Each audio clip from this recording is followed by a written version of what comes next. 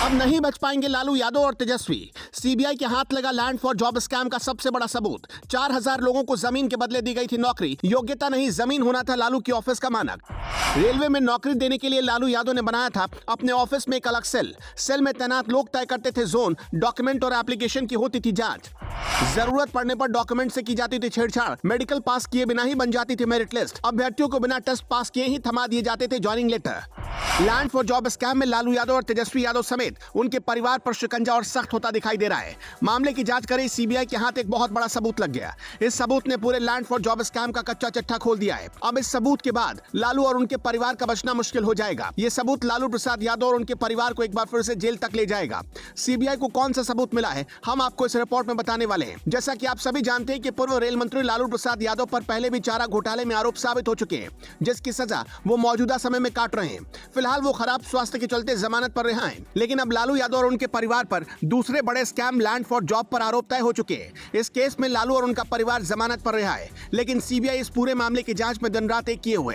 अब सीबीआई ने land for job scam का दायरा बढ़ा दिया है। सीबीआई ने अपनी जांच में कुछ अहम सबूत पाए हैं। सीबीआई को जांच में पता चला है कि करीब 4000 लोगों को जमीन के बदले भारतीय रेलवे में नौकरी दी गई। ये उस समय की बात है जब लालू प्रसाद यादव केंद्रीय रेल मंत्री के पद पर तैनात हुआ करते थे।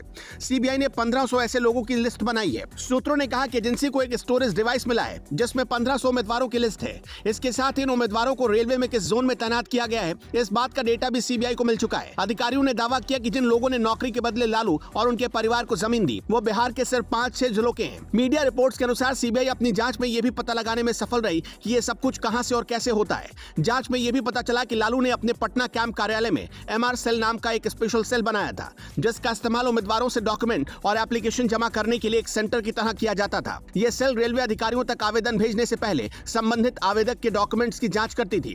किस उम्मीदवार को रेलवे के किस जोन में भेजना है, इस तरह के फैसले सेल ही लेती थी। इसके अलावा उम्मीदवारों के साथ समन्वय की जिम्मेदारी भी इसी सेल की थी। जांच में इस बात के भी सबूत सामने है कि लालू खानदान उम्मीदवारों से खरीदी गई कई जमीनों को बाद में बेचकर फायदा कमा रहा था। बता दें कि इसी तरह का एक मामला पहले भी सामने आ चुका है। कुछ लाख रुपए में खरीदी गई जमीन 2017 में एक कंपनी को करोड़ों रुपए में बेची गई। इस जमीन के मालिक राजद के पूर्व विधायक सैयद अबू दुजाना है। सीबीआई के सूत्रों ने अमित कात्याल के स्वामित्व वाली एक सेल फर्म के अजीबोगरीब मामले के बारे में भी बताया।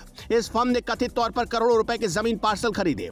बाद में से लालू के बेटे तेजस्वी यादव और पत्नी राबड़ी देवी ने 2014 में ले लिया। सीबीआई ने अपनी जांच में यह भी पाया कि कुछ उम्मीदवारों के आवेदन पत्र और उनके द्वारा दिए गए डॉक्यूमेंट में कमियां पाई गई। ऐसे में उन्हें रिजेक्ट कर देना चाहिए था, लेकिन ऐसा नहीं किया गया, बल्कि उनके डॉक्यूमेंट में कुछ छेड़छाड़ की गई और आवेदक को नौकरी दे दी गई। ऐसे ज्यादातर मामलों में उम्मीदवारों को बैक डेट में ज्वाइनिंग दी गई। कुछ मामलों में उम्मीदवार मेडिकल पास भी नहीं कर पाए। ऐसे उम्मीदवारों को भी उन पदों पर नौकरी मिल गई जहां मेडिकल फिटनेस की बहुत जरूरत होती है। बता दें कि सीबीआई की इस जांच के बाद लालू और उनके परिवार के लोगों की बचने की उम्मीद लगभग खत्म है। जल्द ही जॉब फॉर स्कैम घोटाले से जुड़े सभी 16 आरोपी सलाखों के पीछे होंगे।